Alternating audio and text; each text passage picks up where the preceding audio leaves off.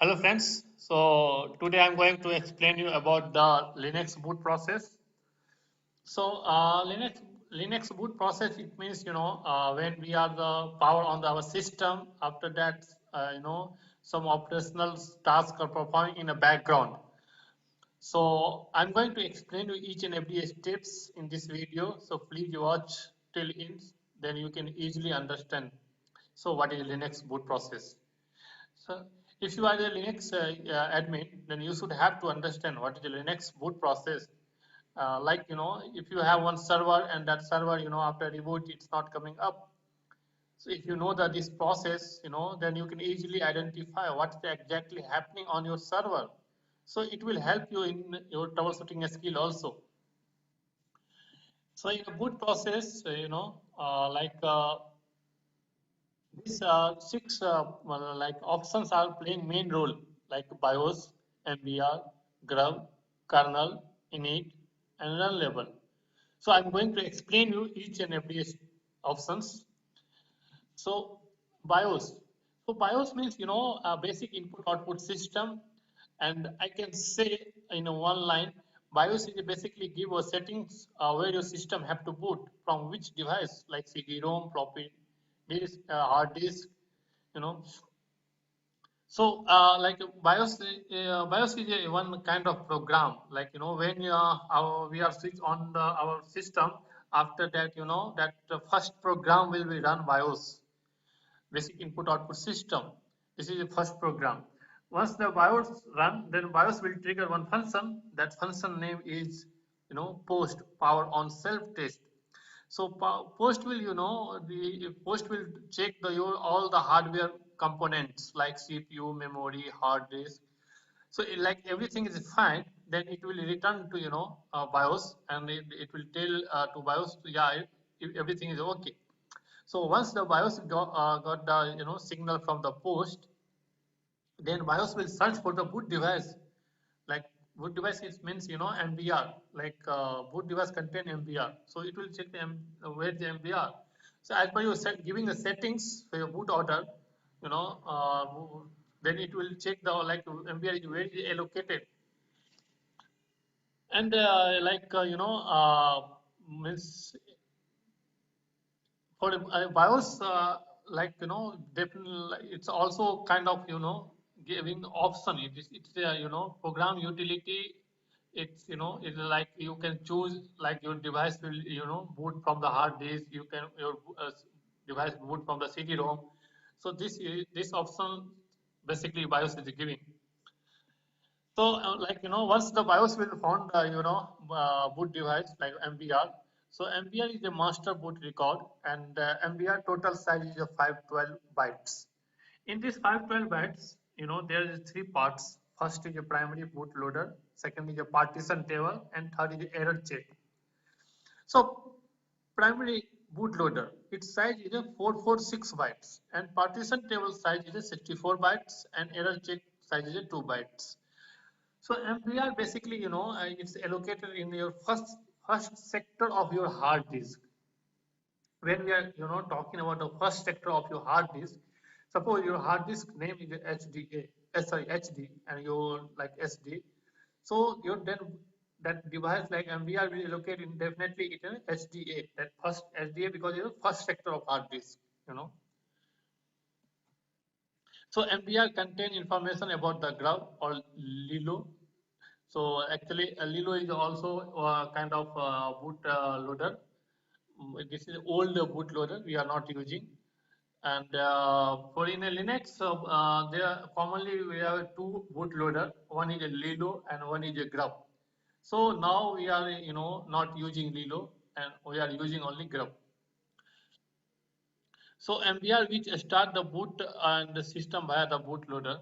So when grub when once the BIOS will found the boot device, and the boot device means that MBR, once the BIOS will found the MBR, so then MBR will what will do, it will load the bootloader, and it give it a handover to grub. Grub means Grand Unified Bootloader. So grub will start work from the there. So actually, when we are talking about the grub means, Grand Unified Bootloader. It's basically it's give one, GUI and then there it's list of available your kernel. So whatever you have a kernel list in your system, it will show you there. So you can select in manually also through the arrow key, arrow button, and like if you're not selecting, if you're not giving any instruction manually, then automatically system will be boot as per the settings in default setting in a graph CFG file. So kernel is, basically when you saying the kernel list, that kernel list, it's coming from the where, that slash boot slash grub, that slash grub.cfg. This file is loading that list of the kernel, and that kernel files, that image files are available where, slash boot.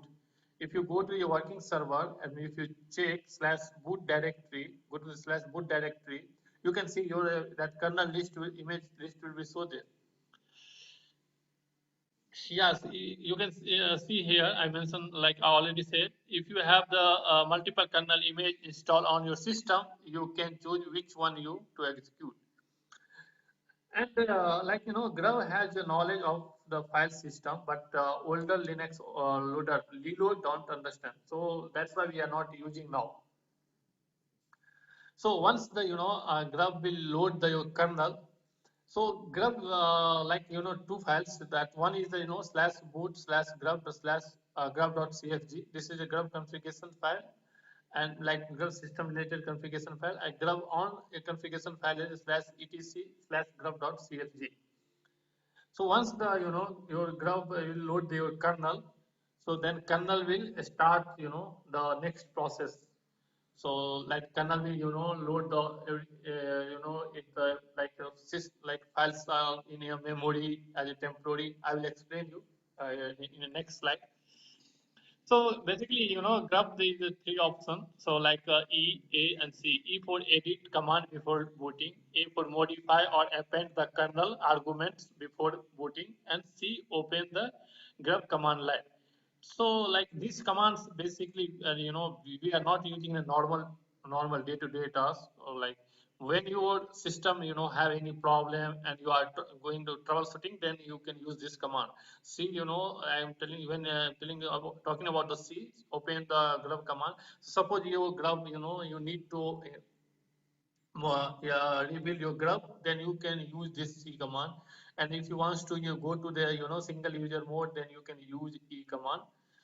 So these are commands we are not using basically in a normal day. So when you're doing the troubleshooting, that time we are using. Okay, so once grub will load your kernel, okay, so before going to kernel, so I will explain you this, this is a sample, grub configuration file. So see, I in a previous slide, as I told you, like, if we are selecting the manually list of the kernel, or if you are not selecting manually list of the kernel, then system will be automatically boot, right? So you can see here time out equal to 5. This is the time out equal to 5 means 5 seconds. If you not giving any instruction, 5 seconds, automatically system will be, uh, load the, automatically grab will load your kernel by default as per the setting value here. And if you notice, when you booting your system, then you can see your like 3, 4, 5 kernel list starts showing. Then how you can understand which kernel, how grub will understand which kernel have to grub have to load. So that instruction you have to give here. So you can see here it's mentioned HD010. It means latest top one kernel have to load. So this is basically like a sample file. I'm just giving the overview. That's why I supposed to show you this one. So okay, now we will go to the kernel. Once the grub will load the kernel, then kernel will start copy the file from in a RAM like temporary basis. So kernel are present inside the slash boot directory. I already said that slash boot. If you go to slash boot, you will show all the kernel listed kernel directory along with the initial RAM disk image and the device map. So you will see also RAM, like init RAM this image kind of one image file in slash boot. You know what is that one? That is that is a temporary root file system. When your system is booting, that time what kernel will do? That kernel will like init will kernel will a kernel will say like init RD, and that init RD is a one utility, and that utility will go and mount your root file system as a temporary. So like a temporary like the init RD is used by the Linux kernel as a temporary file system. So temporary file like needs some file copy and some data. So that's why kernel is going to our kernel are going to ask to the init RD mount the root file system as a temporary.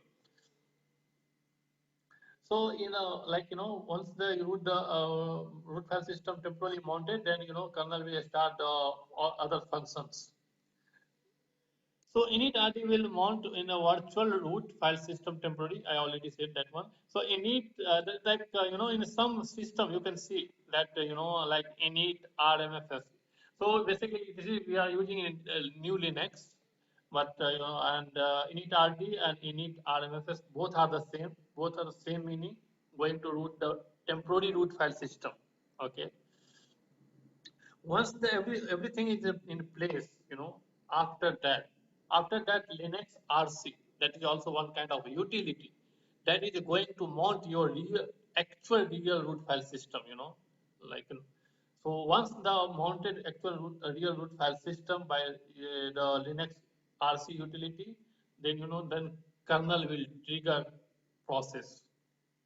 So process like that init and systemd. This is the first process your system when you restarting. First process. This is first process is starting in your system. So like every time once that you restarting, that init and system will restart, and that PID will be one. PID means process ID will be one because this is the first process in your system. So init, basically we are using in RHL6 and system D. This is like RHL7. Both is working same, like it will both will like tell to which run level as per the given instruction they will give the set run level kind of things. So but little bit different with both process, so I will explain you. So init and system D, this is the first process start after the system start. So PID will be one. Process will load other system daemons depending upon the configuration of the different run level. So I already said, right? So whatever you have given the instruction, whatever you give the settings in your this process, which run level your system have to boot, that run level your system will be boot. So init, little bit difference. I'm going to like a small difference. I'm going to explain you here. So like init will not list all the child process, but systemd will list all the child process. Same like that, like init will not calculate automatic dependency, but systemd will calculate automatic dependency. When we call, talking about a dependency, like I'm just telling one example. Suppose you have one, service, that is a service name HTTPD, and that HTTPD, depend on the some others service, you know. So like once that service will complete, then this HTTP will complete. Like kind of when talking about the dependency, the predecessor and successor. So system D will be calculate that one. So once that like what your actual real root file system is mounted, then kernel will trigger init and init will then it will trigger your like it will give the system give to instruction to system go and uh, boot the system which this run level whatever the you set giving the settings, and once the your system will be boot, and then you will get the command prompts. Okay, so this what these things are working in a background when you're booting your system. So I'm going to explain a little bit like what is the run level. When we are talking the run level. So like init is we are basically we are using in RHL6. So like run level means there are some modes like a system will mode which like which mode like we are when we are using our mobile also, right? So we are telling that we are going to the factory modes, we are going to normal mode, right? So these are the modes. So like zero means halt, means shut down. One means single user mode, like at a time one user can use. Two means multi-user mode without NFS. NFS will not work in a two. In third is a multi-user mode with NFS mode. And fourth is a research and development. And fifth is X11 means graphics user, and six is a reboot. So these are the run level steps, models, modes, and when we are talking about the run level is run level program for init, then these are the program. So if you go and you can check these files, you can get the more details. So in Article 7 that we are not calling that we are not using init, we are using systemd. And these are both are the same, but only difference naming convention are different. Here we are using run level dot target, run level one dot target, run level two three dot target, but meaning are same. Zero means shutdown, one means single user mode, two means multi-user mode without NFS, third means multi-user mode with NFS, fourth is research and development, and fifth is the graphics user mode, and sixth is a reboot. So only naming convention is a different. Okay. So like suppose if your server came up and you don't know, like in your system is running which run level, then you can use in this command. If you are in a RHL 7 server, then use systemctl get default. And if you are in a RHL 6 server, then you can use run level. It will show which run level your system is working. So this process, when we are power on the system, this process are running in the background. So I hope you like this video. So please subscribe my channel, then you will get more notification with updated videos. And please subscribe my channel, and thanks for your watching.